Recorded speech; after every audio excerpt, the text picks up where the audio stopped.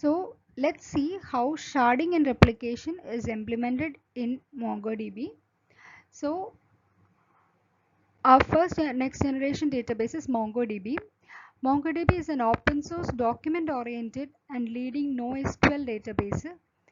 No, MongoDB is written in C++. MongoDB it is a cross-platform document-oriented database that provides high performance, high availability, and easy scalability. MongoDB works on concept of collections and documents. In MongoDB or Mongo database is a physical container for collections. Each database gets its own set of files on the file system. A single MongoDB server typically has multiple databases. Then the next term related to MongoDB is collections. Collection is a group of MongoDB documents. It is equivalent to an RDBMS table. A collection exists within a single database. Collection do not enforce a schema. Documents within a collection have different fields. Typically, all documents in a collection are of similar or related purposes. The next term related to MongoDB is document.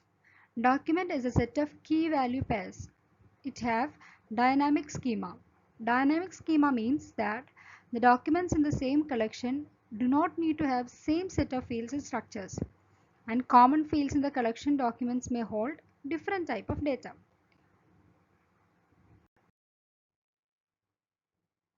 This is an example for a MongoDB document. Here we can see that the values are key value pair content.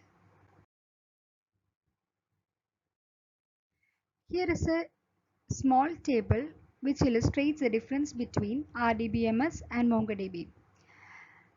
Here we can see the difference, like in RDBMS the table is equivalent to the collection of the MongoDB. Tuple row is indicated as a document in MongoDB. The column in the RDBMS is equivalent to the field of MongoDB.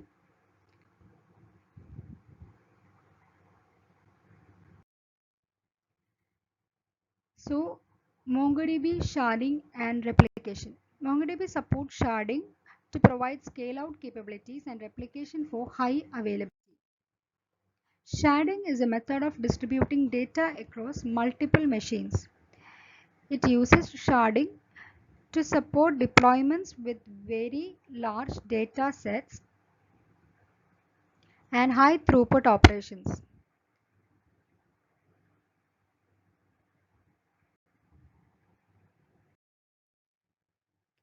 This is the MongoDB sharding architecture.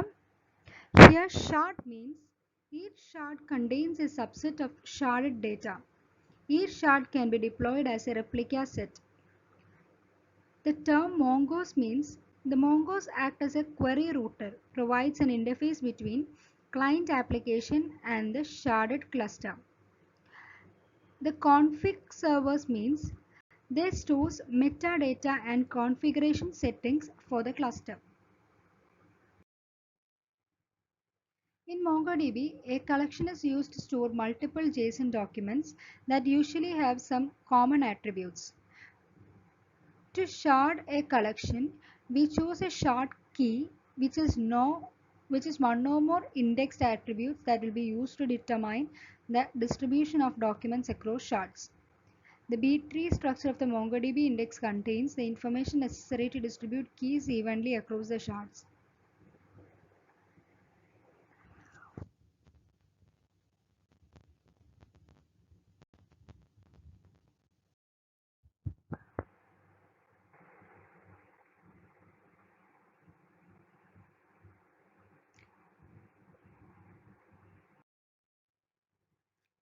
In MongoDB, there are different sharding mechanisms.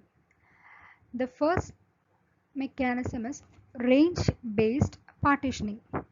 Each shard is allocated a specific range of shard key values.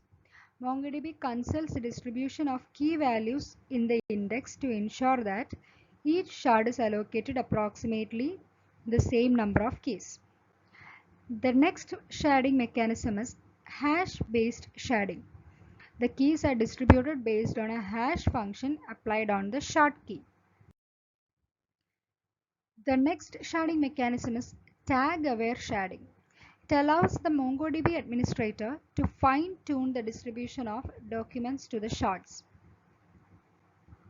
By associating a shard with the tag and associating a range of key within a collection with the same tag, the administrator can explicitly determine the shard on which these documents will reside. This is the figure which indicates the tag-aware sharding. The tag will give the further information about in which all documents will contain in which all clusters.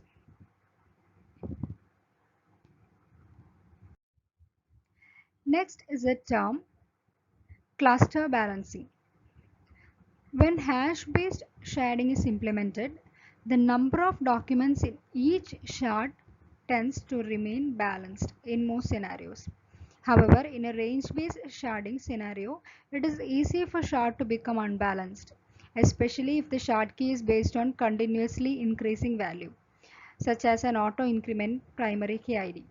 For this reason, MongoDB will periodically assess the balance of shard across the cluster and perform rebalance operations if needed. So every cluster must be in a balance. The unit of rebalance is shard chunk. Shard consists of chunk typically of 64 MB in size that contains contiguous values of shard key. If a shard is added or removed from a cluster, or if the balancer determines that a shard has become unbalanced, it moves chunk from one shard to another. So in order to balance all the clusters same, if there is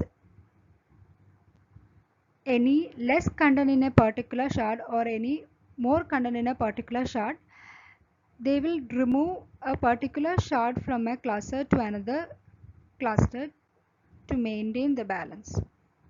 The chunk themselves will be split if they grow too large. So in MongoDB, the replication is also get performed. Sharding is almost always combined with replication to ensure both availability and scalability. In MongoDB, data can be replicated across machines by the means of replica sets. A replica set is a group of MongoDB instances that maintain the same data set. MongoDB is the primary daemon process for the MongoDB system.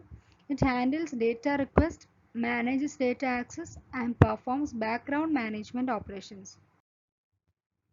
A replica set consists of a primary node together with two or more secondary nodes. The primary node accepts all the write requests which are propagated asynchronously to the secondary nodes. The primary node is determined by an election involving all available nodes. So the replication is happening in between the nodes, and in a particular cluster there will be a primary node. Whatever the queries we are giving is implemented on the primary node, then after it is then propagated to the secondary nodes in the cluster. The primary stores the information about the document changes in the collection within its local database called oplog. The primary will continuously attempt to apply these changes to the secondary instances. The members within a replica set communicate frequently via heartbeat messages. The another term is arbiters, which are special servers that can vote in the primary election but that don't hold data, which means that we are electing the primary node through elections. The primary node is determined through an election, and arbiters are special servers that can vote in the primary election but that do not hold data. For large databases, these arbiters can avoid the necessity of creating otherwise unnecessary extra servers to ensure that a quorum is available when electing a primary. Write concern and read preference. A MongoDB application has some control over behavior of read and write operations, providing a degree of tunable consistency and availability. The write concern setting determines when MongoDB regards a write operation as having completed. By default, write operations complete once the primary has received the modification. This means that if the primary should fail irrecoverably, then data might be lost. To ensure that write operations have been propagated beyond the primary, the client can issue a blocking call which will wait until the write has been received by all secondaries, a majority of secondaries, or a specified number of secondaries. The read preferences determines where the client sends a read request. By default, all read requests are sent to the primary. However, the client driver can request the read request to be routed to the secondary if the primary is unavailable, or to the secondaries, or to whichever server is nearest. The later setting is intended to favor low latency over consistency.